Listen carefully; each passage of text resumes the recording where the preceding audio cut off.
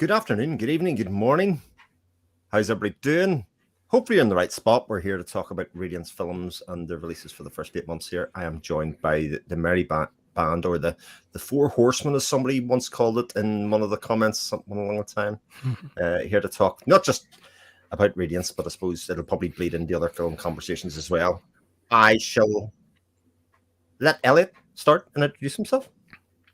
Hello, I'm Elliot. Do I have to say more? You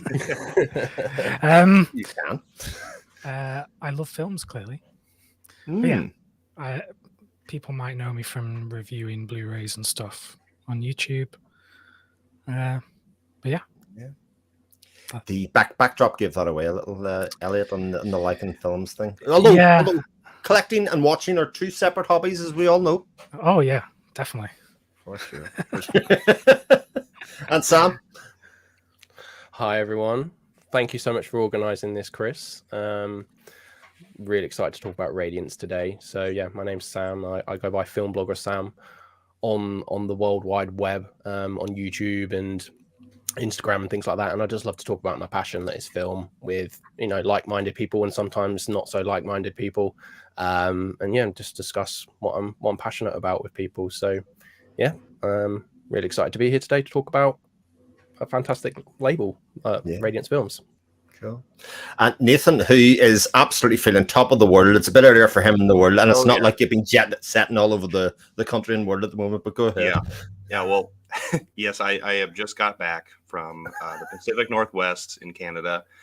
And so now I'm back in Missouri. So I'm 2 time zones away back here, and just woke up. So, but from people, just introducing myself, I'm Nathan Jones, and I have my own channel here as well on the space. And I'm really excited to talk about Radiance because I feel like we've been talking about this for like a year and a half, just, excited about, like figuring out when the right time was to do this thing. So, yeah. Yeah, but we talked about that for a while we'll do it after 6 months, 3 months, a year. What we'll do, there's no good time because there's always another couple of months worth of releases still to come out. Sure. A couple of people here come and said hi.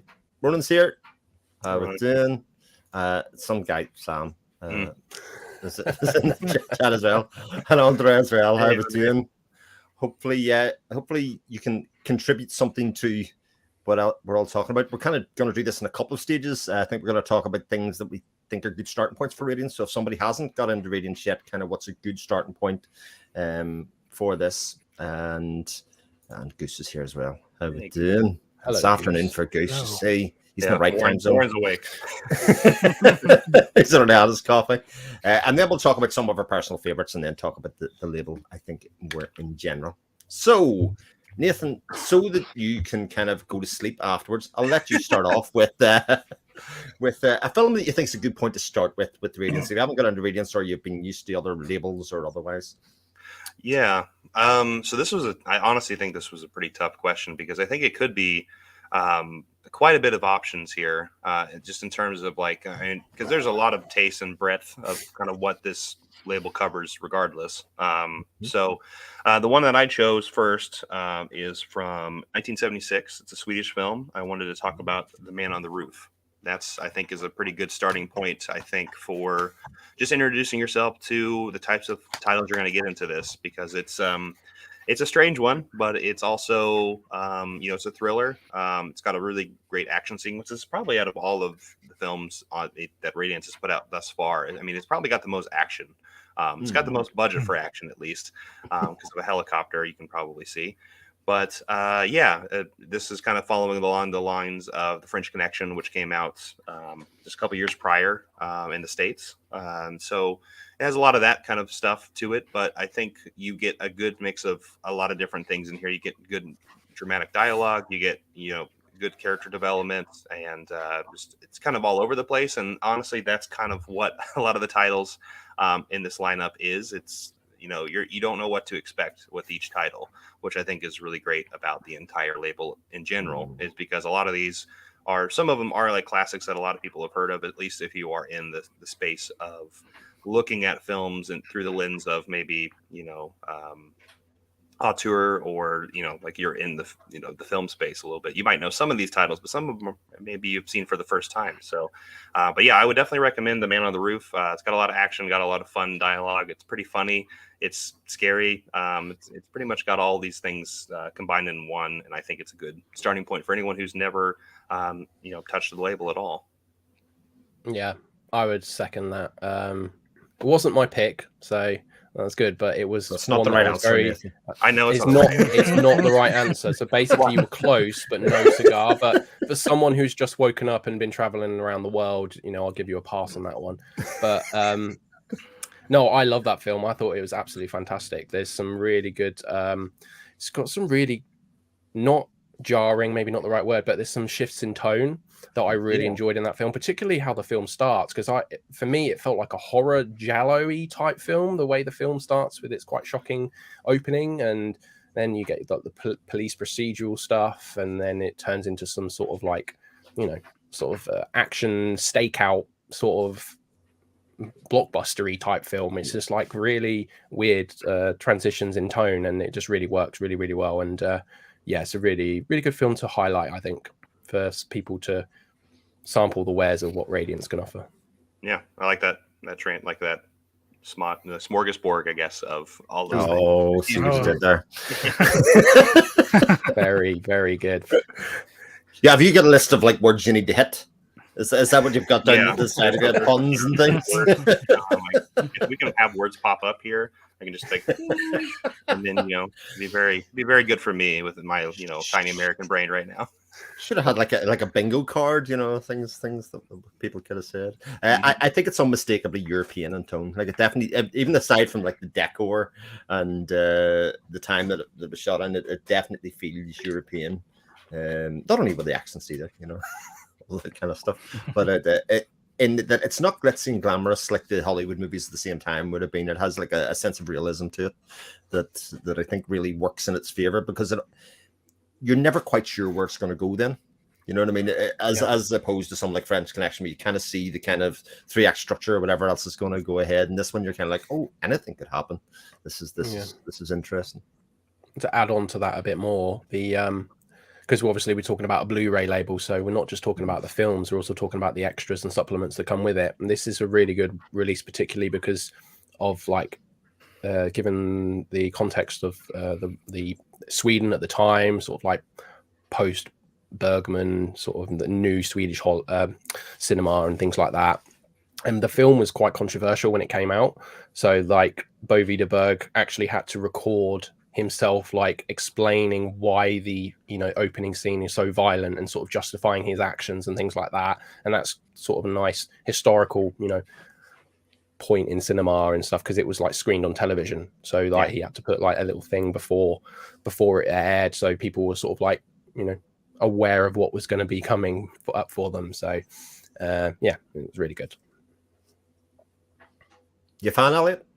Yeah, I mean, you've basically just said everything I was going to say about it. But yeah, I was a big fan of that film, and like Sam said about the changes in tone, because like you said, it does start off like a giallo film, and then in the middle it almost gets bogged down a bit in the police procedural stuff, and then it ramps up again at the end. But yeah, really interesting stuff. And I think a pretty good example of, I don't know when it was announced whether anybody here had ever seen a Bo Widerberg film at all beforehand. So for me, like kind of blank slate, and I don't know what I'm going to get. I have no expectations, and then you stick it on. Yeah. Like, oh. And then I was going to say, I know that Criterion are releasing a Bo Widerberg set, and if I hadn't have seen Man on the Roof, I probably wouldn't be that interested in checking out that set. But now, I want to watch more. There's one off Elliot's list of words. That is to get on. Had to mention Criterion. That's great. So a couple of other people jumped in. Steve's here, and that's Tucker Chain, a Radiance convert, and you know what? Movies Ran is automatically the favorite watcher at the moment. Sexy movie, people. Not me, obviously, but but I'll take it. Yeah, I've met him in real life. He's a funny dude. I like him. There you go. Very good.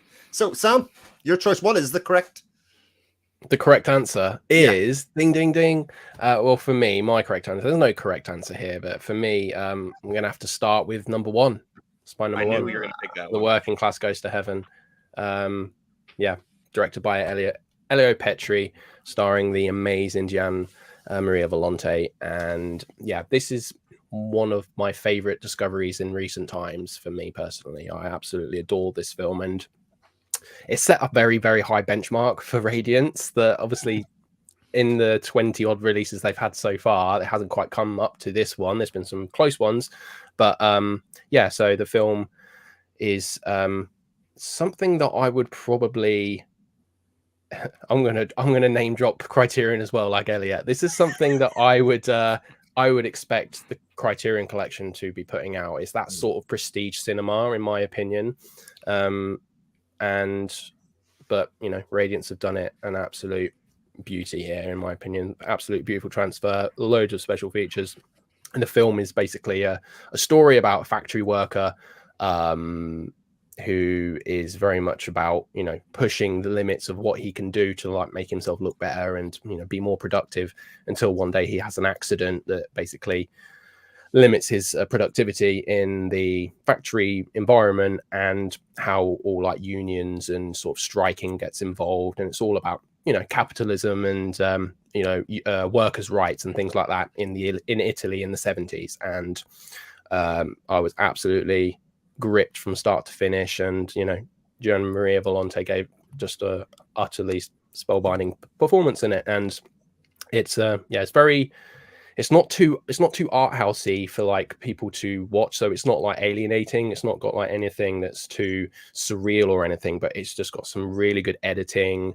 and the performances, as I said, are absolutely next level, and it's just got a really good message. And yeah, I can't recommend it enough. It's my favorite Radiance release, and it's also the one I think people should start with, so they can get a feeler of what Radiance are all about. So yeah, I failed. you did. That's correct. You failed, but you did well. That was the other choice, because I kind of knew somebody was going to pick that. So, yeah, it's great. So Sam's basically said it was all downhill after the first one. Write it down.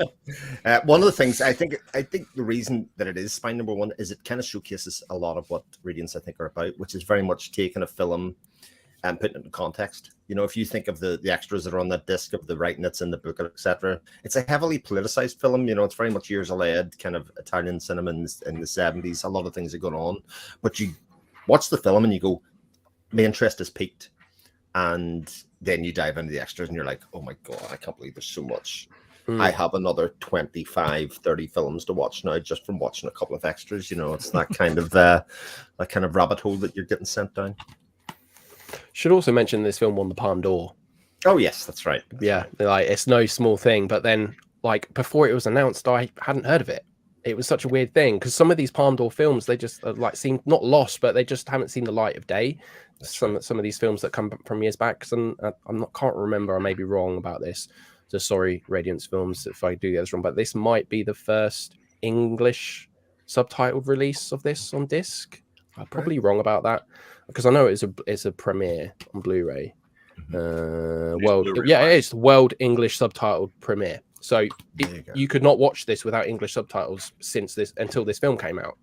You know, on disc. Obviously, people who saw it back in the day would have had subtitles on their, you know, projections and stuff like that. But you know, it's been very hard to see for non-Italian speaking people. So nice. Say hi to Jane, good friend Jane's here as well, and also the president of the Gian Maria Volonte fan club has said you have my vote, Sam. Excellent. Very violent presidency. Indeed, violent in the amount of videos released about Gian Maria Volonte films. Ronan's channel is absolutely stock full of them, and definitely check those out. And Moves Rand said it's only bought all the Asian titles so far, but Working Class has intrigued. Definitely pick that up. Job done, son. Awesome. Elliot, go. So it really is hard to pick one, and I was gonna go with Working Class Goes to Heaven, but I'll pick a different one. See, I thought I had the game, Sam. because it's fresh in my mind. I'm going to say Thieves Like Us from Robert Ooh. Altman, which I know not all of you might have seen yet. The reason I think this is a good entry point is, first of all, it's from a great director. It's an American film, so it makes it quite accessible. Because I know some people struggle sometimes getting into world cinema. And it's also one from the director that is perhaps overlooked or underappreciated. You know, it doesn't come into conversation when you hear about his best films or his most well-known films, but it's still very good. And for me, looking at what Radiance have released so far, it's been a way of delving deeper into the filmographies of some of these great filmmakers. Like you've got films from Truffaut, films from Fukusaku. These are films that I didn't know about particularly before watching these discs. Yeah. And now they've given me greater context about the filmmakers as a whole. So yeah, I'd go with this because it's just a great film, great one to watch as well. And I watched it yesterday, so it's very fresh, fresh in my mind. And also, we talked about special features before and how important they are to these releases. There's so much on this disc, and there's brand new interviews with some of the actors like Keith Carradine, Joan Tewksbury, who wrote the film. So yeah, there's just it's a great disc and a great entry point, I think. I agree again. Have you seen it? Yeah. Yeah, I've seen it. I've seen. I preferred OC and Sticks personally because of how interesting that was in its subversion of the the teen comedy type of story that was coming out in the 80s at the time, and it was like interesting to learn about that being like based on a National Lampoon set of characters and how they fleshed them out and to make a film about them and stuff. But yeah, Things Like Us is it's good. It's a really good starting point. But again, it's not quite top tier Altman, but neither is OC and Stiggs. But they're definitely films worth seeking out if you're interested in Altman in any way, which you should be because he's one of the greatest filmmakers of all time, in my opinion. But yeah, it's great to have these lesser known films from a very well known director have such beautiful presentations and discs and stuff. It's just fantastic. Yeah. So yeah, I echo everything. And I was going to say, I'm hoping that Radiance get the chance to do more Altman discs because there's so many films in his filmography that still haven't been released. Yep. So yeah, fingers crossed. Yeah. Well, I know I have this one on Kino Lorber, which I think came out previously for Thieves Like Us, but like Elliot said, there's a lot of there's Jack right here, name drop. I like how we're self-aware of this. It's good. It's good. Yeah, and I'm not going to spoil. I'm not going to keep name dropping stuff because I want it to spread out, yeah, I have that disc, and but I haven't seen the special features on this upcoming the Radiance type release. So I'm really excited to check it out again because it's been a couple years since I've seen it. And I actually have not seen OG and Stiggs yet. I almost started it last night, but I almost fell asleep. So I was like, yeah, that's fair. I'm like, yeah, I gotta get. There are some absolutely incredible scenes in OC and Stiggs that really stand out. Elliot probably knows. If you're a film fan, you like film in general because there's a lot of homages to maybe certain films or maybe certain actors and things like that in the film, and they are just absolutely wonderful. And they gave me a very big grin on my face when I was watching them. So highly recommend it for that alone. But it's a very good one. Yeah. And I think it's a very good advert for why BT Blu-ray is important. When you talk about, a big director like Altman and people say, oh, he has some absolute classic films that everybody must see. And there's sometimes a realization that people falsely come to where they kind of think, oh, well, I'll just watch those Altman films and everything else is garbage. Or, and swap Altman out with any other big director. But if it wasn't for the film preservation aspect of BT Blu-ray and the kind of the releases that we end up getting, you can't see that these people were master filmmakers, not for one or two films, but because of the breadth of their catalog. Yeah, for sure. And I think like even if you consider something like OC and Stiggs a bit of a dud in the filmmaker's filmography, there's still so much of what makes that filmmaker great in that film that you can that you can take from. And I think it is a problem, Chris, that people go on websites like Letterboxd and they'll say stuff like they won't watch a film that's below 3.5 stars or something. Yeah, that's another company. Letterbox. Yeah. That is right. Steve had said, as an Ultimate fan, loved how they've also released 2 of his films. I feel like they're stealing Criterion's thunder at the moment. See, Steve's doing the tech thing as well. You know, he's got to get Criterion in there as well. And I do say, like, if you think back to Arrow Academy have done a couple of Ultimate films, you know, within there. They did Gloucester Park and Kansas City. Yeah. And Kansas City would have been considered lower tier or lesser seen. 3 women as well. And 3 women as well, obviously. And Long Goodbye. Yeah, and Long Goodbye. Yeah.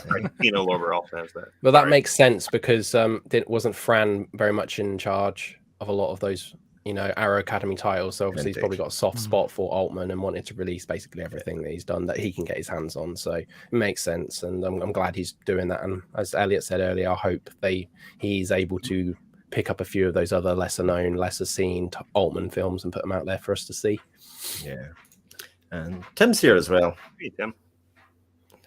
Another good guy. Hello, Tim. Hello. Yeah, indeed. Right. My choice. Well, you've taken all the correct answers, so I can only go for the right answer now. And I'm going to go for one that's out of a box set. I'm going to go for Day of the Owl from La Cosa Nostra. Very good film. Not like me being a pushing capitalist. The good starting point is to buy the entire box set, but I think it's a pretty good recommendation anyway. Somebody I know might have called it the box set of the year. Possibly. This guy. So far, so here they are. Am I wrong though? Am I wrong? Not for me. It's my favorite box set of the year so far that I've seen. So there's been a lot of great box sets, but as far as quality of films go, I think these are fantastic. And I also think other reasons good starting point is like The Godfather is one of the premier films in the history of cinema. And this film predates it by a good number of years and kind of sets an awful lot of those themes and the serious nature of the mafia in a way that kind of leads into The Godfather quite nicely. You'll recognize a lot of the kind of seriousness that wasn't kind of like just a couple of guys in the corner of a village kind of being the mafia. It was very organized and kind of how everybody within the village or within the townships kind of were influenced by the establishment versus the mafia, and why kind of that was important for a lot of people and getting people to rebel against that or do that. And there's a couple of Radiance releases that obviously do this, that obviously talk about it as well. Their Prefect talks about this as well.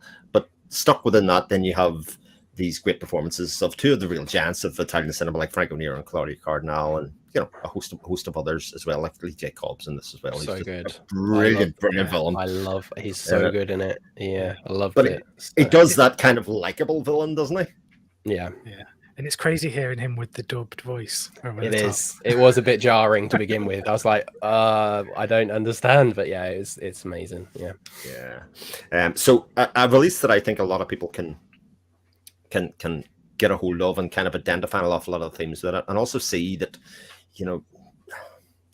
Italian cinema around this stage wasn't all very kind of copycat. It was very much set its own stall out, and it's just a great box set that Damiani box set is mouthful. It's just terrific. And look, it's a beautiful box. It is. It's gorgeous. Hasn't he known it yet? Yeah. Well, here's the thing. I have 2 copies, but he likes it that much. I like it that much. No, I mean, I love the design of this box set for real though. And yeah, the films inside it I have not seen yet. I've been away for a bit, so and they like just arrived before I went on vacation. So, but yeah, no, I'm very excited about the latter part with the Ultimate films, and then this, and then I was going to say A Moment of Romance is another one that I need to watch. So, very excited for this, and I've heard high praises as it is the best box set of the year from this guy.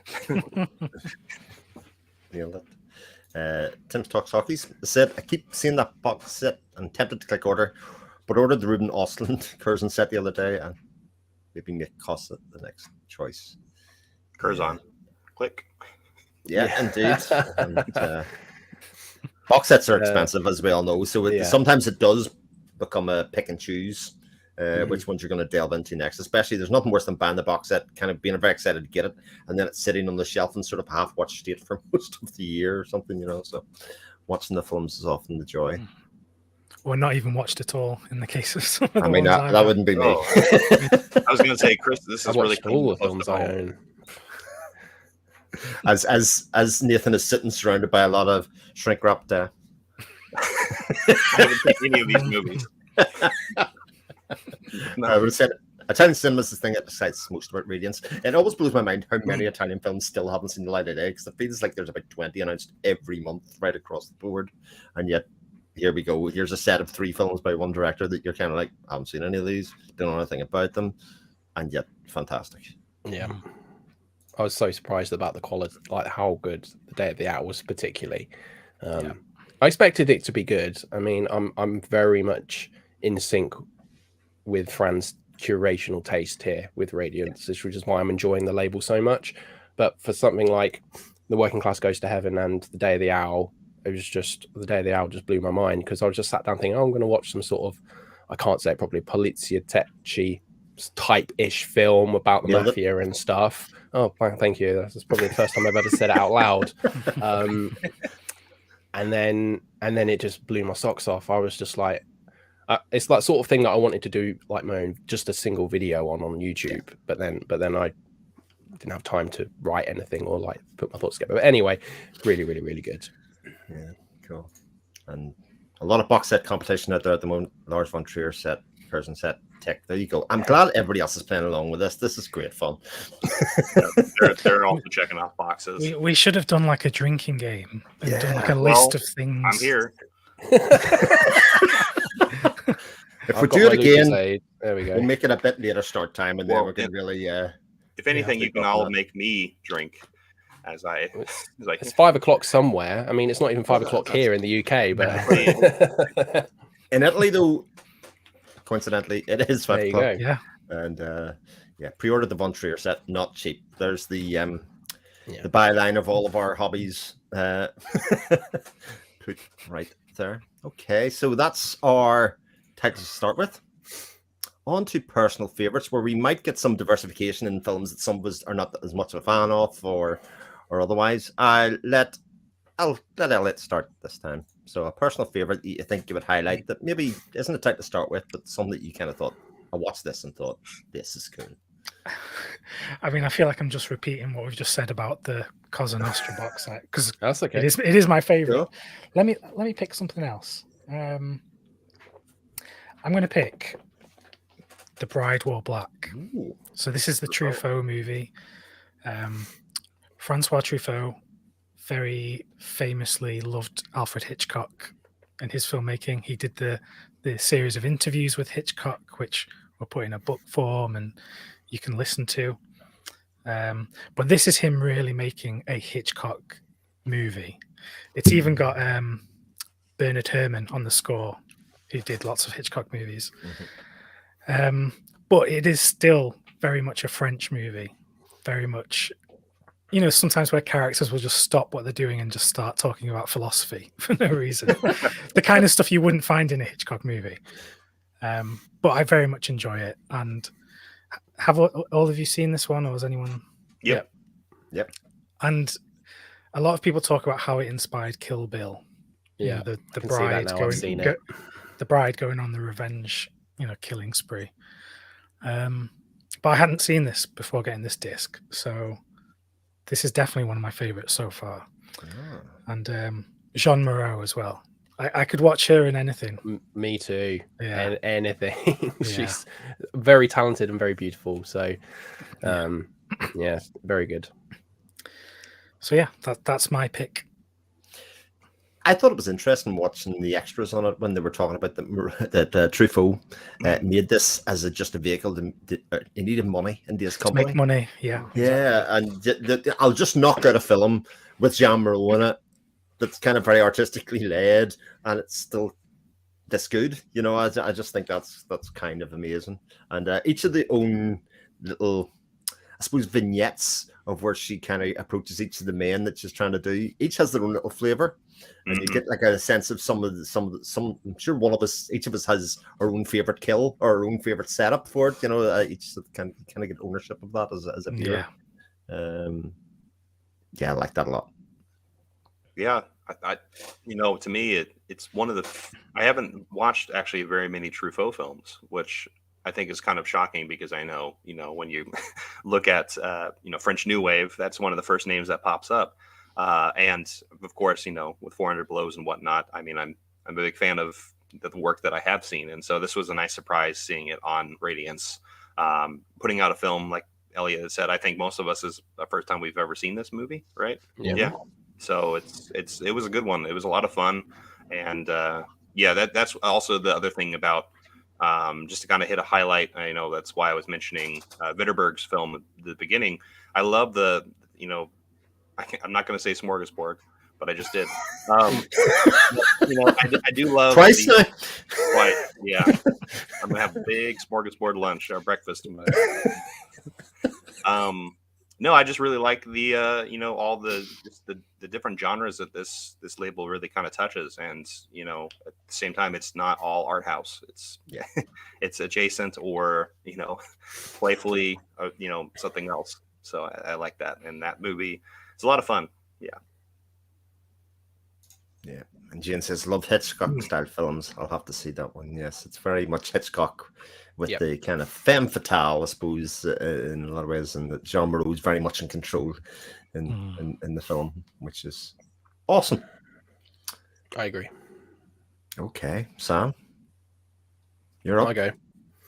So I already said that my favorite release, and the release I think is the best starting point, was The Working Class Goes to Heaven. So that sort of pick has been double taken.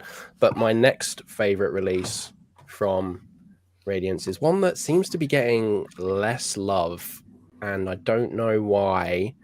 But I'm talking about She Dies Tomorrow, the Amy Simietz film. Watched it last night. Yeah. Okay. This is very much my style of film, like particularly modern cinema. The thing that I'd have no grievances with the film, but maybe the marketing on the front is a bit misleading because it says that it's like Lynchian basically, and that does my head in because this film isn't Lynchian. It's got like compared to the work of David Lynch, and it's like it's not really anything like Lynch, to be honest, because it's got some surreal moments and it's a bit off the wall in places. It doesn't automatically make it a Lynch film. Anyway, let's get back to the positivity of this film. Lynch, check. For me particularly.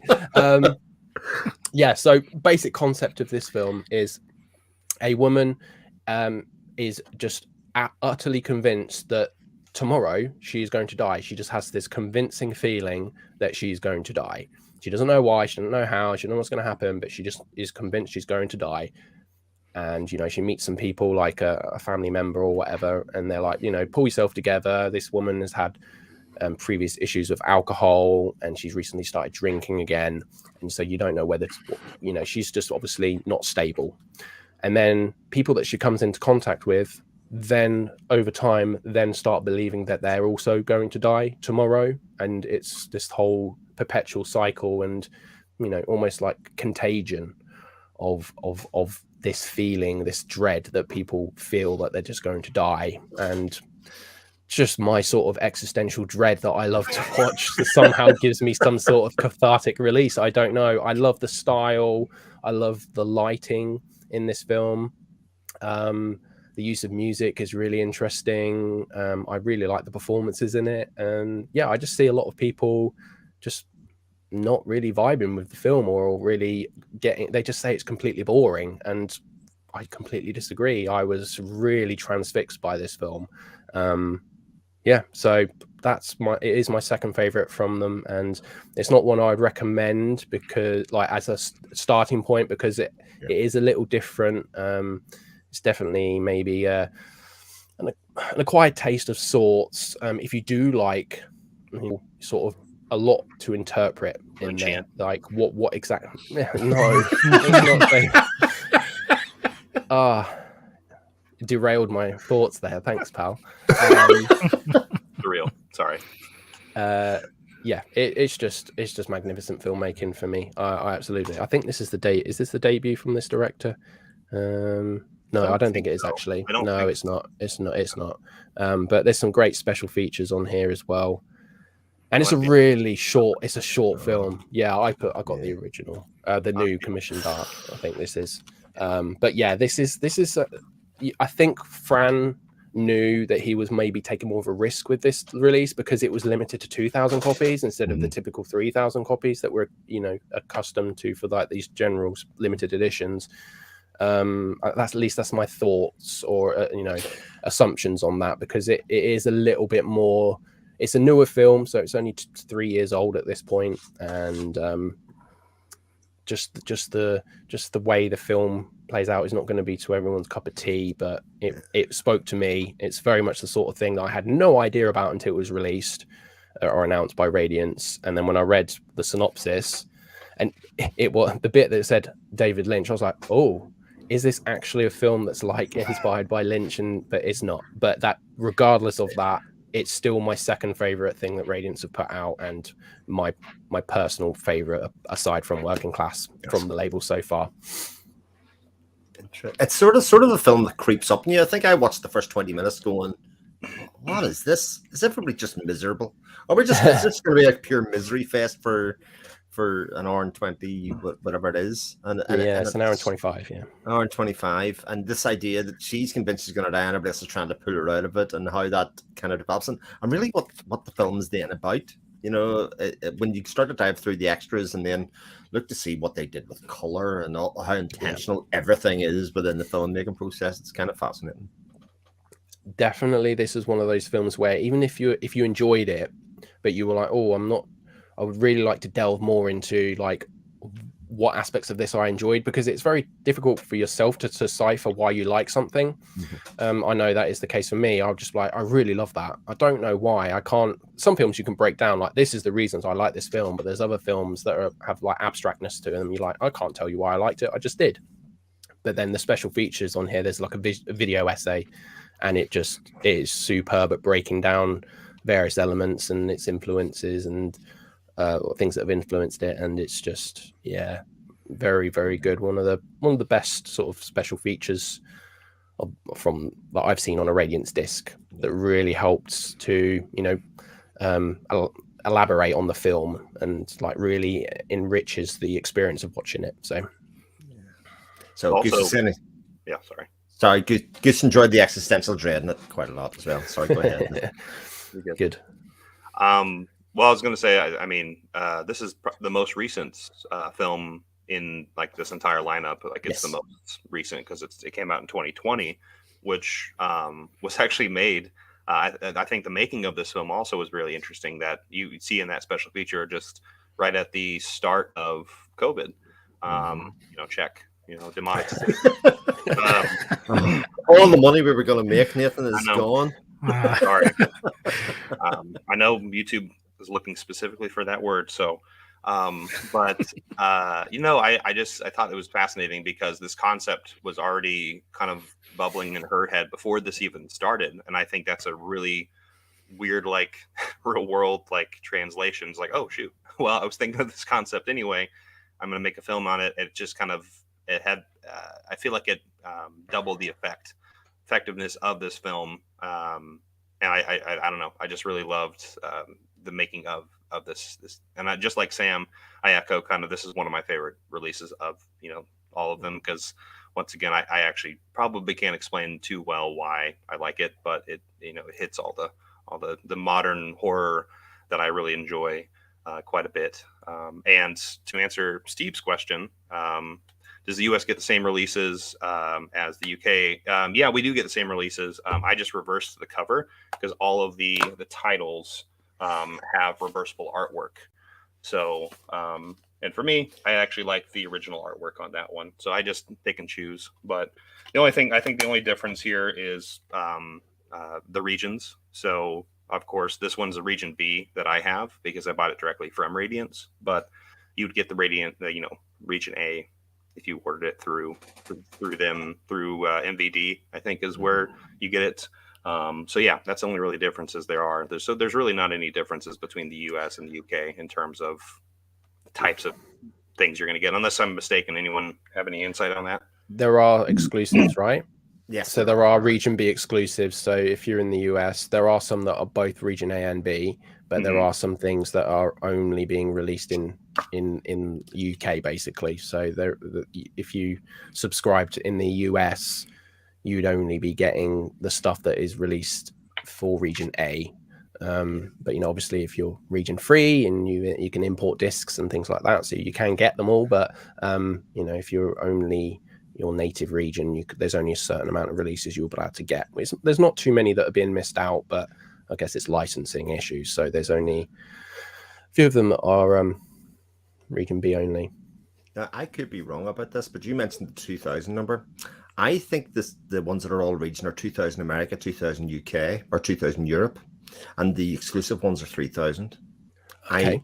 I think that I could be completely wrong about it, but I had somewhere floating in the back of my head that's the license of that. So where it is just region B, and they do realize that obviously people will want to import them from for their complete collection, or otherwise they'll up the run in the UK for that. But yeah, interesting. I will say I think She Dies Tomorrow is fine for me. I mean, I enjoyed it. I think it's really interesting. I don't know how much the entire film worked. I think by the time I got an hour in, I was like, I think I've seen what this film has to offer now. In the last 20 minutes, kind of played with that a little bit. I think it's a really interesting watch. I'm really glad that I watched it. But in the terms of the whole Radiance scheme, it's fine, I think, for me. Fair enough. Cool. Nathan? Well, my personal favorite is another French film, one of the few French films in that Radiance have so far, from the 70s. This is from 1976, and it is Fill Her Up with Super right here, which Le Plein de Super is probably how you say it. Nailed it as well. I actually know a little bit of French, surprisingly. American education has let a lot of us down, but I know a little bit of French. So, anywho, so yeah, this is a road movie. It's a road movie. It's just about four guys who are friends who haven't seen each other in quite some time. One of them has a job, kind of delivering his car to this really rich client that he has, and pretty much them going on this road trip, and then also just talking about their different experiences of what's going on in their lives, with their girlfriends, their wives. One of them has a kid, and is like, everyone's like a little bit jealous that he's got a kid, and then it's really fascinating. And I mean, it kind of just goes back to kind of what Sam was saying in terms of like, you don't really know why something's hits you unless you can try to explain it, but it just hits you correctly. And yeah, with this movie, I just love films that are a lot more intimate and in terms of having just everyday conversations, even if they're crude and crass, because some of these things, they're dudes, so they're talking about some wild stuff in the 70s. But the thing is, like, I've always enjoyed location rooms that places where there's just a very light setup.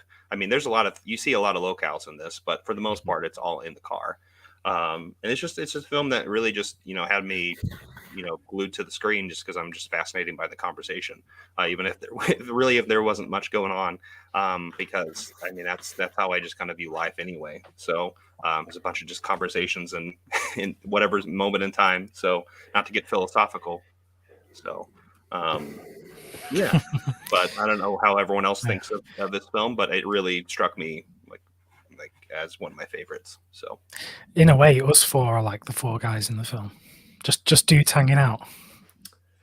It was for us. Who's the guy that pisses in the bed? I don't know. Not me. Nose goes. I sort of completely agree with Ronan. And again, I've put this in a watch list, so I strangely drawn towards this movie as well. The characters are so unlikable, though. I think the four men are very hard to identify with. That's why it warned everyone. Yeah. So I was going to say, is it bad that I didn't find them that unlikable? Maybe that's... Yes, it is. Yeah. Oh, okay. And I'm Maybe that's joking. I'm just- joking. No. I didn't hate them. There's a couple of them I was just like, you're idiots. I don't care what happens to you. I really enjoyed the film. It's probably like mid-tier Radiance for me so far. It's one I'm going to keep, on my shelf and maybe revisit at some point in the future. But I agree. The likability of some of the characters. They don't have. That's the thing. You don't have to like characters to enjoy a film. That's sometimes a criticism I see. Like, the characters were unrelatable, or I didn't like them. It's like that's not always something that should affect your enjoyment per se. But in this case, when it's as Nathan said, it's a very intimate, conversation-based, almost. It's like got that almost neorealism sort of thing going on, where it's sort of like documentary style in places, and it was very much ad-libbed as well. They like wrote the script as they were filming, so it does feel spontaneous, and I'm sure some of the conversations were just real conversations. They just thought about something to have a chat about, and then they just filmed them chatting about the things that they chat about when they're driving around and things like that. So it's a very interesting film, and I don't think I've ever seen anything like it, especially from France. You normally road movies, you think of American movies and sometimes Italian movies. German road movies. You can give me an example of one of those? I can't think of one off the top of my head. Okay, yeah, that's true. Yeah, Fassbender could do something like that. I feel like something close-ish. Yeah. So I do wonder if this film was an inspiration for Wim Wenders, because there are bits where, like, towards the end with the child and how they like reconnect with the child, it feels a bit like Paris, Texas in a way, and that's a road movie. And there's elements of that. I can see that. There's definitely hallmarks of it, and I think as much as the characters are unlikable, I think it's important to see their whole arc, because I think the end of the movie does kind of bring it all around to you to kind of go, like, everybody has a story kind of thing, and I think that's one of the reasons that I like it. Yeah, I don't know about you, but the traits that you see in these characters, I recognize these in many of the people that I've met and people that I know, and even in myself to a small degree, let's say. But it's like, we know which bit. Elliot, what's that? The bedwetting, No, but in a way, it's like a film where it's obviously very masculine. It's all about the bad aspects of masculinity. Yeah. And in some way, at the end, it kind of resolves, and there's kind of a what would you call it? A synthesis at the end. Yeah. Another like really interesting movie, like for sure. And Alan Cavalier has another title coming out in the coming months as well. It's November, one of those two anyway. And it'll be interesting to see what that's like.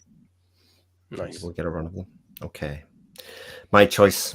I know this isn't a film that's loved by everybody on this list, and to be honest, for the first 20 minutes, I thought this is everything I don't like about cinema. The one thing that I don't like in cinema is nihilism usually, and yet somehow I really like Red Sun. Yeah. So I know Sam doesn't like it, and I know Nathan doesn't really like it either. No. Elliot? No. I like the alternate cover. Yeah. That's one of the ones that I don't have yet. So right, okay. So I've not seen it. So it's your job, Chris, to convince Elliot to pick it up. Yeah. So now listen, it's a story of four girls who live together who basically are taking revenge on the male race, essentially, by basically saying men are useless.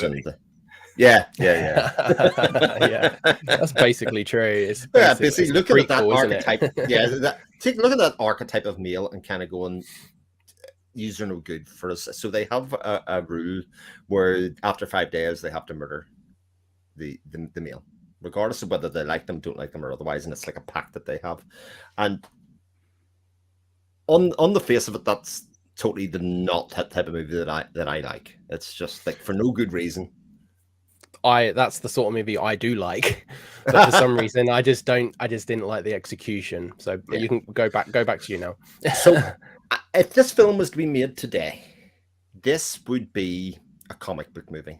these four girls, it's very like it was sort of reminiscent, and it's stylistically nothing like this, of like Faster Faster Pussycat Kill or something, right? Right, yeah. That kind of again, this very female dominated kind of thing. We see the film through the eyes of this young man who's kind of like a bit of a loser, loner, and he's picked up by one of the girls and he lives with them, and we sort of see the film through his eyes, and I think you kind of experience a lot of the things that are happening through him and through his emotions rather than kind of looking at the four females. Now, maybe the only reason I like it is because the four females are incredibly beautiful. Maybe I'm that shallow and I'm that person. But I think by the time I got about an hour in, I was like, this is sort of fascinating because it doesn't do value proposition on what's happening. It doesn't do like kind of a judgmental call on it. And while it sort of looks like a Fassbinder movie, it's like 1960 something. 67, 69, something 70. like that. Or 70. There you go. Totally wrong. It was filmed in the 60s. It's filmed in the 60s, there you go. But if this was like a comic book kind of take on these four females, like kind of almost avenging, this would be a different type of film made today, I think. And I think it's a kind of archetype for cinema that was to become 30, 40 years later. I think it's quite cool. Plus, the extras in this are amazing. They do a breakdown of the film within the construct of German rebirth cinema, German cinema, as it was doing around that time, that kind of new wave, and then they do a whole like almost documentary on the rebirth of German cinema and the new wave there, and the acts that were done there, and it's like one of those extras you kind of go, I just want to watch all of Wender's films, all of Fassbinder's films, all of Herzog's films, and all of these other directors that I don't know any of at this stage who were trying to take Germany and use art as a force for good, and that it was important to tell social realism stories and all of those things that are really important, and the whole thing together, maybe not the movie by itself, but by the time you put that in context, you're like, oh, holy shit, this is incredible. I agree that the special features are like unreal on that disc, and that's a reason to pick it up, because honestly, it's my least favorite Radiance film, right? It was worth a watch. I'm not going to say I wasted my time with it, because there were some interesting things about it, but I just didn't connect with it pretty much on any level. But I'll echo everything you just said about those special features, because it is just amazing, and like the work that went into those, and that's a reason for me to just keep the disc anyway, just to watch those features again, because they're so informative, and just it's one of those things when you're watching like top 100 lists of things and you go, oh, I need to write this film down. I need to see this one now. I need to write this film down, because like some of them you've heard of and you've forgotten about, or other things you're like, oh, I've not heard about this. Oh, this one looks really interesting. I need to watch this one and stuff. So the film didn't connect with me at all. I can understand why it would, because the premise of this was something that I was really pumped to watch. The women taking back their power and just basically just killing all the men basically, and it was quite humorous in times, and it was very cold, and I liked that. Like, I'm not against nihilistic intentions and just general messages, but I couldn't stand the lead actor. I just thought he was very I can't really describe what it was about him that I didn't like. What did you say? Killable? Yeah, he was, but I don't think that was the character. I just think he was a bad actor. But interestingly, do you not think, I mean, I totally agree with you, very killable. Out of all of the people that should have been targeted, he should have been number one. Yeah, that's true. There's the thought, and yet, anyway, I'll just leave that out. I think there's things about that film that kind of crept on me, because after half an hour, Sam, I kind of started checking out letterbox reviews, going, what the hell is this film? This is nonsense. I seen your review, I seen Nathan's review, and went, you're 100% spot on. But by the time I'd sort of finished reading those reviews, I was kind of into the film by that stage. And I was like, this is kind of great. So, and Ronan obviously enjoyed it as well.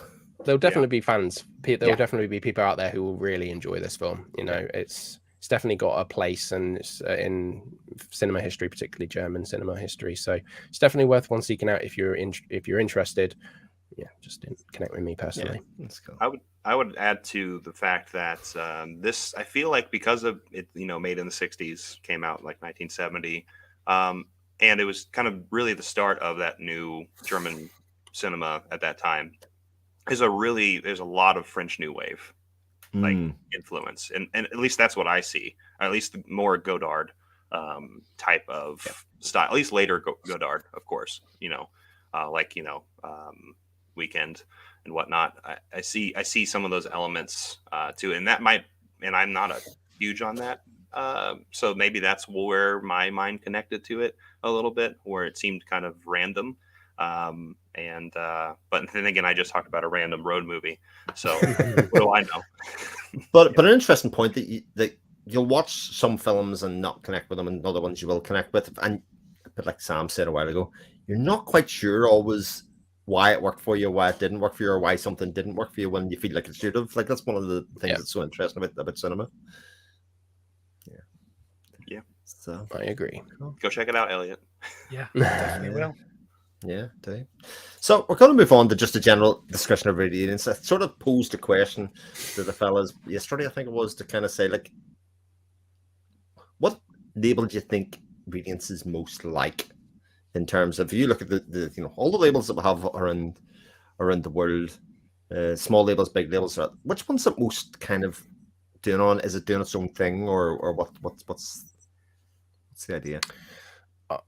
I will say that I think that they're the love child of Indicator and Criterion in terms of getting some things that are like lesser known, but as like they somehow have the prestige of not all of them, but pretty good record so far of the stuff that's come out is of that quality. Obviously they've got the really good packaging, which is like Indicator, but the next level with the Obi strip, which is a nice, it's a gimmick, but it's a nice gimmick because I like having those strips. It just makes the packaging that little bit nicer on those limited edition ones, and that's where I feel. And obviously because of the the guy who's in charge of it all, Fran, he came from Arrow and did all those Arrow Academy stuff, and it's almost like an offshoot of Arrow Academy as well. So it's sort of like it's got so many influences. I feel like it's its own thing. It's definitely its own label, but it's pulling influences from some of the best labels that we have, and cherry picking and curating. Particularly people who are really interested in it, because I read forums and I'm in Discord groups of people who are really enjoying this label, and they're saying things about it that they really like, and they're saying, oh, it's got this element of like the prestige of a Criterion film, but then it's got like the extras of like an Indicator disc, and and it's just like, yeah, you're right, it's just pulling from the best bits of these labels, at least in my opinion. Don't know what you guys think and about that.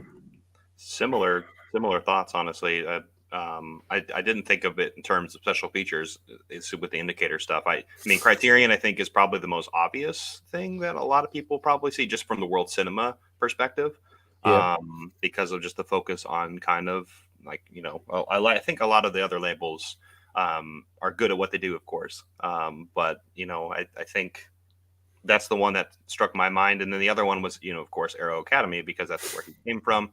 It makes sense that, that offshoot of Arrow would continue in this way like that. So that's kind of where my thought was. So.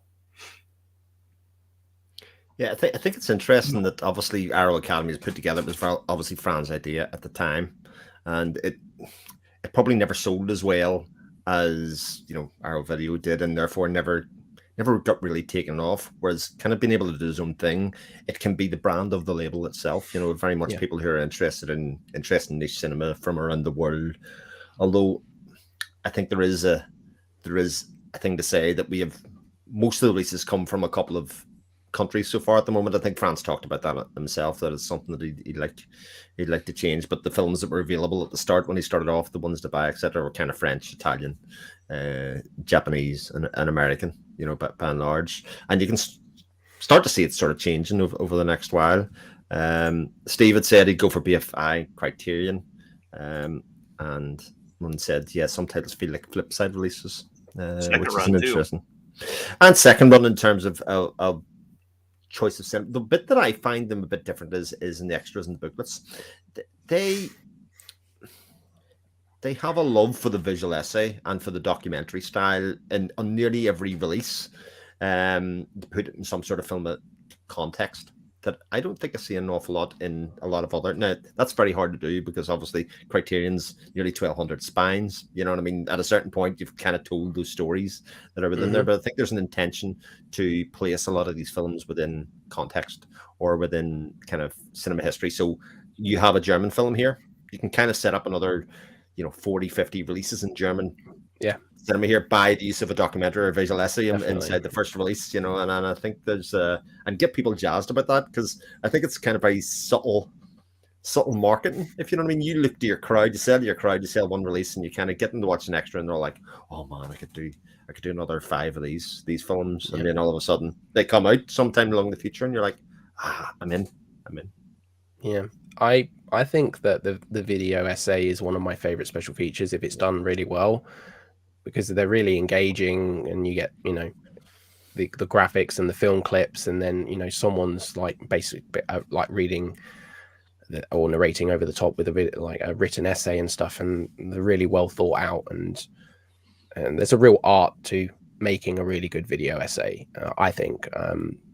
So just seeing those on discs as a special feature always gets me really excited, because I like to see how people pulling context and just putting things together. I think that's in and itself an art form. There's a lot of discussion in and amongst like academic things of that the video essay is its own art form, especially when it's done particularly well. So I love that as a special feature. I think a really good commentary, because I can do that on the go. An audio commentary, I can listen to those where I want to, but the video essays are really, really good. It's good stuff, man. I was going to say the Radiance most feels like Arrow Academy, with bits of Indicator in terms of the limited edition model and stuff like that. What Chris said about like subtle marketing things, one thing I really like is on the spine how it has the director's name. Yes, love that. That's something that it touches something within me, where like if I like a filmmaker or I like a film, I kind of want to get everything by them. That's something I do really appreciate. Yeah, do look good on the shelf. Yeah, I kind of wish there was a marker for the country as well. If there's something to denominate the country now, obviously like a flag. Like a flag or something that goes along. I think, is it Montage do that? I think for Eureka they put the flag on the spine. I think they do it, and I think for this it would kind of work. Like if I was to ask you, including the stuff that's been announced, how many different countries cinema do you think Radiance have got highlighted so far, including the stuff that's coming out in November? 7 or 8, probably. American, Japanese, Italian, Swedish, German, Cantonese. So 6 or 7 then. It's 10 actually. Oh, cool. So I was surprised, because I kind of felt it was very pigeonholed into 4 or 5, very strong. And obviously some of that's including stuff that hasn't come out yet, a bit like the Cantonese, kind of Hong Kong, and we, etc. That's due up. And then the Polish set that's obviously coming out in November. So a lot of the development is coming the back end of the year. I haven't really seen it yet, so you'd be forgiven for saying it. But I would have thought on first glance that's one of the things that it's lacking. There's a lot of 70s films here that are from kind of 3 countries, and the American films that they picked, I think nobody's picked any of them. Nobody picked The Hot Spot, nobody picked Miami Blues, and nobody picked Welcome to the Dollhouse. But I'd be surprised if we all didn't really enjoy all 3 of those films. I thought they're all really good films. So you can't go wrong with those ones. I would like more Todd Solondz in the Radiance line if they could get license happiness, because that would be a wonder to see that in the label. So awesome. I really enjoyed Welcome to the Dollhouse. That was quite a big surprise for me. I didn't really expect much from it. So that's another one that I didn't manage to get, which I do really want to see at some point. That was another thought. That was one of the like introductions that I would have chose. Was Welcome to the Dollhouse for people. So although it definitely has some moments in there, you're like, whoa.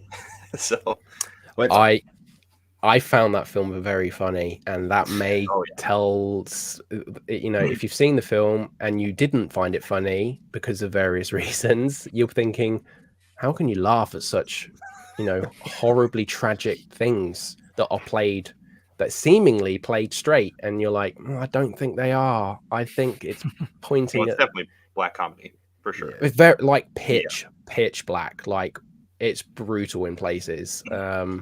Surprisingly, especially seeing as there's like children playing these parts, it's quite out there. But yeah, I loved it. I found it very funny, but it did take me about 25 minutes to get the tone, because I was like, whoa. And then I started thinking, this is quite funny, and I don't know whether I should be laughing or not because I feel bad. But and then I just went with it. I was like, this is hilarious. It's extremely reminiscent of one of our favorite films, Dinner in America. I think in a lot of ways it's got a very similar tone to Dinner in America, and obviously this predates it by many, many, many years, but it kind of has that same female kind of archetype, you know, as the main character, and you're like, oh yeah, you're right. Like there's parts where you're like going, this is not funny, but it's really funny.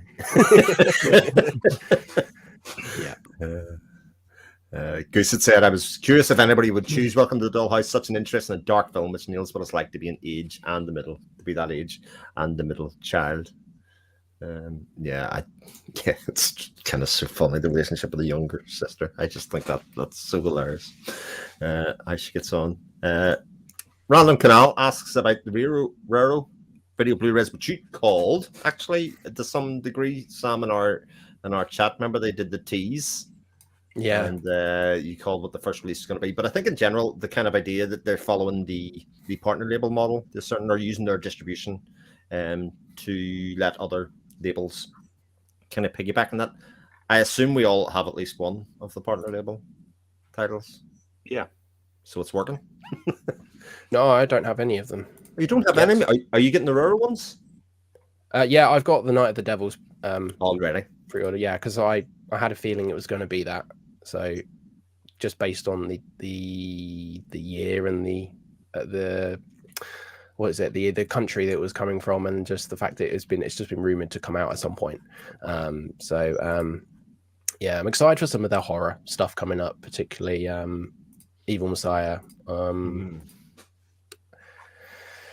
Messiah of Evil. Sorry, I called it wrong. Messiah of Evil. Very excited for that, and The Visible Secret. I know nothing about the director, but that sort of thing is right up my alley. So, but that one's that's a very interesting one, because that one is a single pressing, so there will only ever be the limited edition of 2,000 copies, and that's it. That's all they'll ever get, because obviously it's a special licensing agreement with the rights holders. So, you know, if you're interested in that one, and you're thinking, oh, I'll just wait until like this, but the standard edition comes out, there isn't one coming.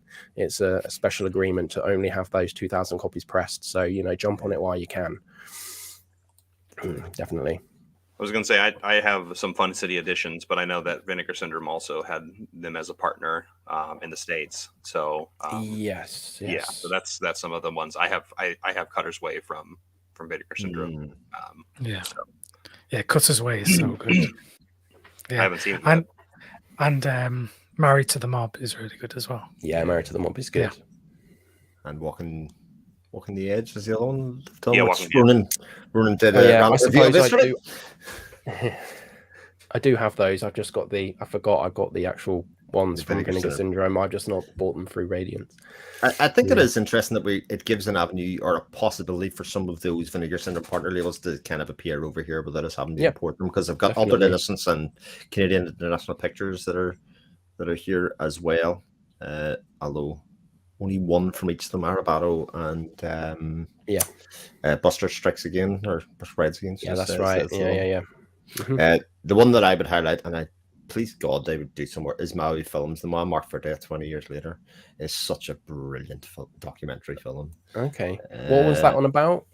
So it's about a small village in Brazil, and somebody rose up in a union and was killed for it, basically. And they started to make a film at the time, but the authorities heard about it and went to confiscate the cameras, so they buried the cameras and said they couldn't lose them. So they go back, and then it's about revisiting the scene of that 20 years later, and how people are still afraid to talk about it in case they get whacked or hit and all that kind of stuff. Even though that a lot of times past, the people who were in charge are no longer in charge, but the remnants and the aspects of that, and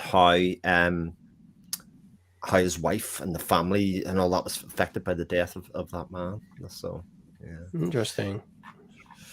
Ronan's pushing Great for label. Deaf Crocodile, which is his current rabbit hole. Deaf Crocodile are incredible. I have nearly all of their releases, and it's something special. So there's a lot of buzz, particularly in a lot of US collectors, that Deaf Crocodile are the real deal, and they really are. They're doing superb work in restoration and stuff. So doing a lot of weird fantasy Russian films and stuff that haven't seen the light of day, and since the 50s and 60s and stuff. And then they did an Iranian trilogy of films. That's right. Sharam Mokri, I'm probably pronouncing that wrong, which is Praised really from interesting. Yep, that's right. Praised by Kiarostami.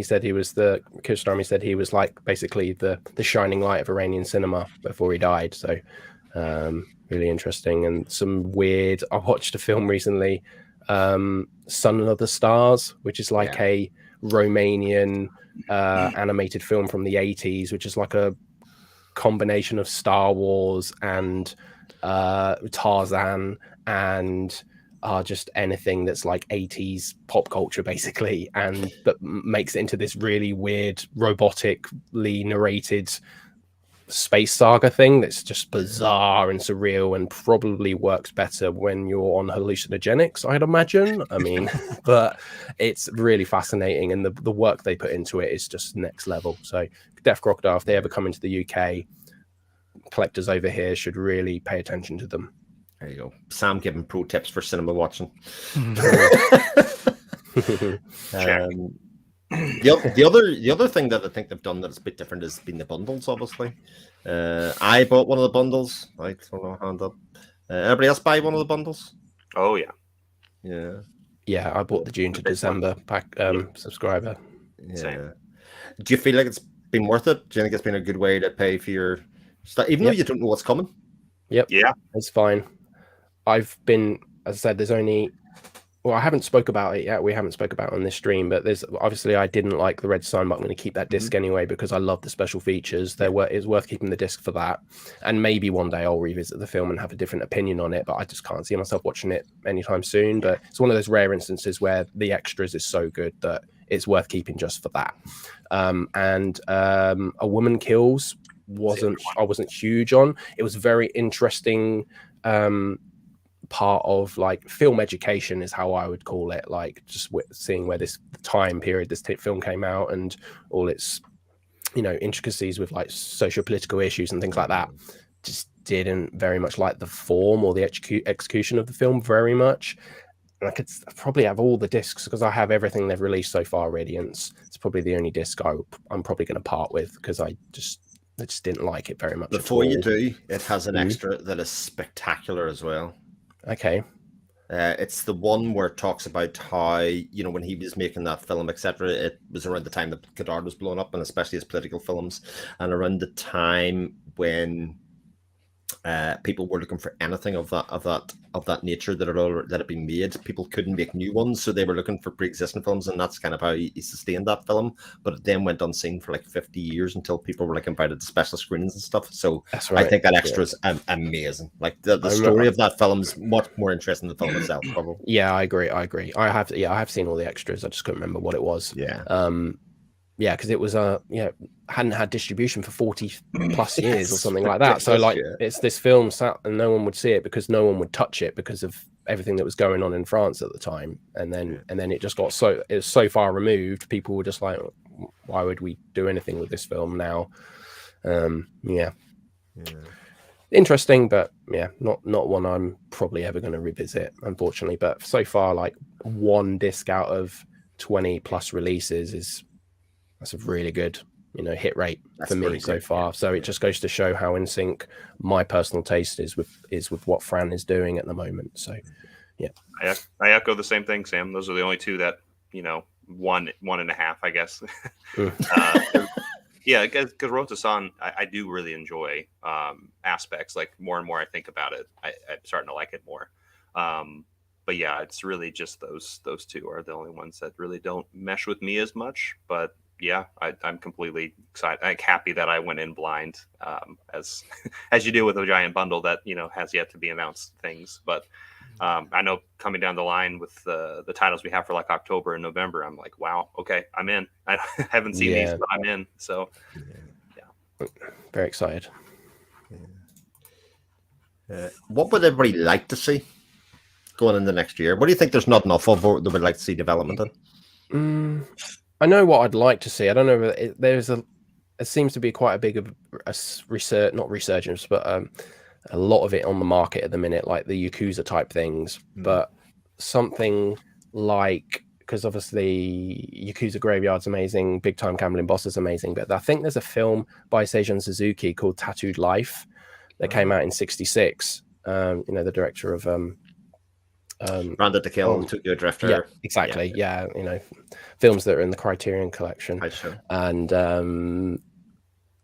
that hasn't seen the light of day since like the DVD release that came out in the early 2000s, and it like needs a restoration and things like that. And we know we're getting more Japanese films from Radiance in the future, and I'm all about these crime things as long as there's something that separates them from the run-of-the-mill ones, because there are a lot of generic ones. Same with any subgenre of film. There's a lot of just copy and paste type things, but there are a lot of gems to be found in and amongst all the mediocre ones, or what I would perceive to be mediocre, because every film is someone's favorite film.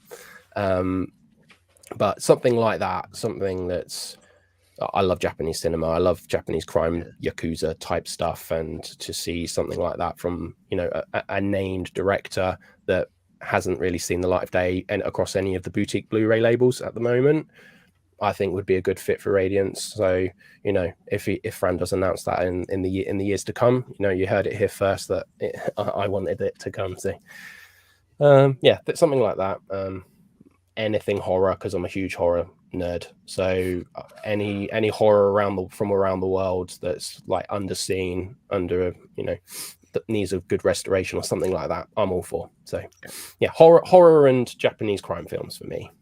Okay.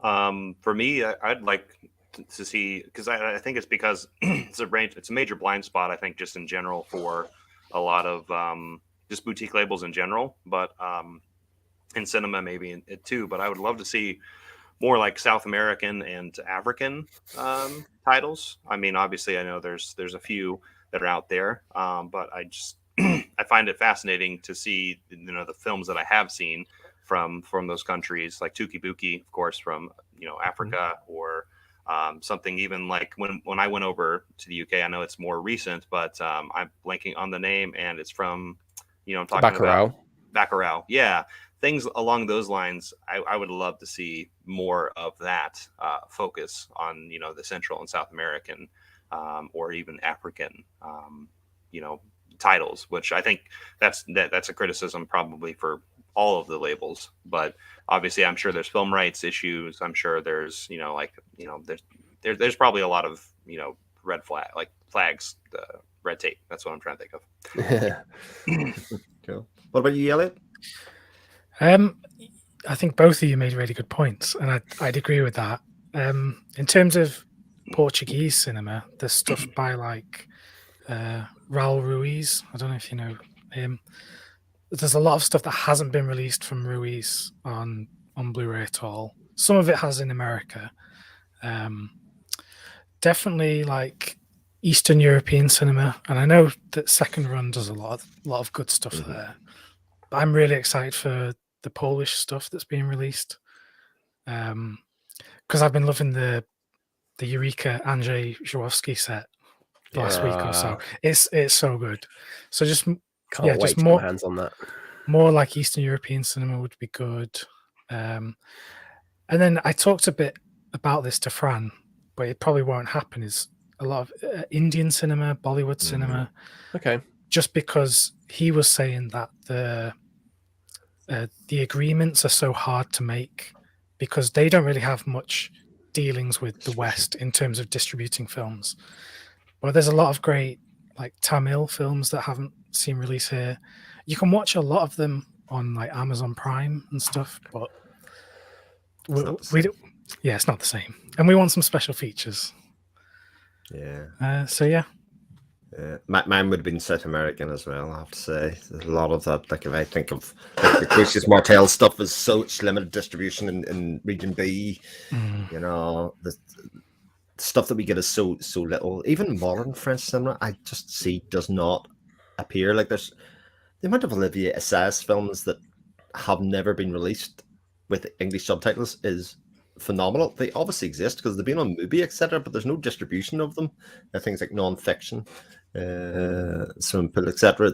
You know that we could do, and then I do like the idea of African cinema, but I think just in general, modern, like I'm talking about from 2000 to 2010, European cinema does not seem to have any distribution anywhere in the world, unless Criterion pick up a singular title or something, something like that. Or something. Yeah, exactly right. So that kind of what wasn't mainstream enough to be released in DVD, but didn't have a big enough audience. I think that's all waiting there.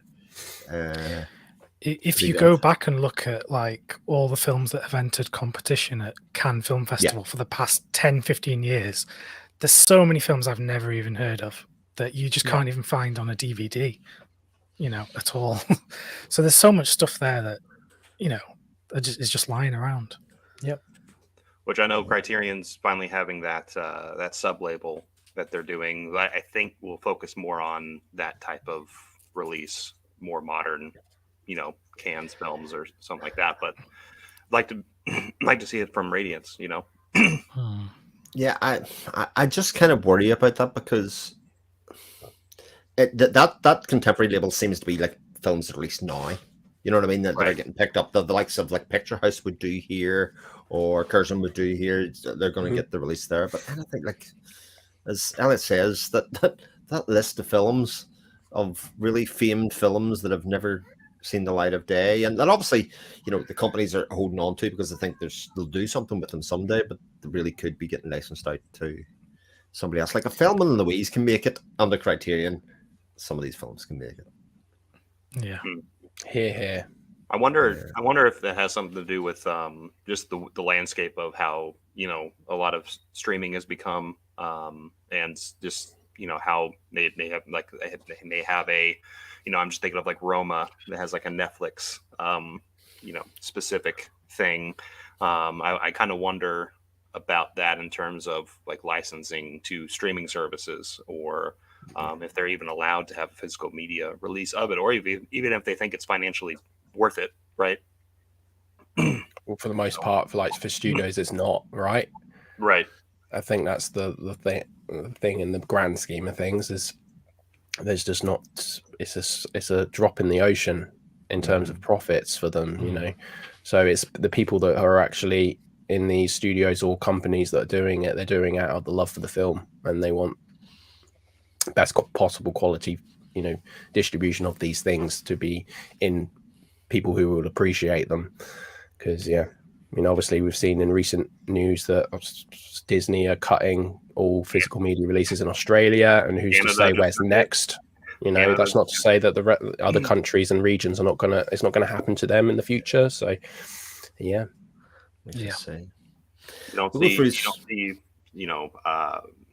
Fox Searchlight or like Sony Pictures Classics. You don't see those types of releases hardly anymore. Sorry. Yeah. No, I was just going to say, I was going to go through some of the suggestions from the comments because there's quite a lot of them. Jamie, I'd like to see a release of Samurai Rebellion for sure. Maybe rather predictably.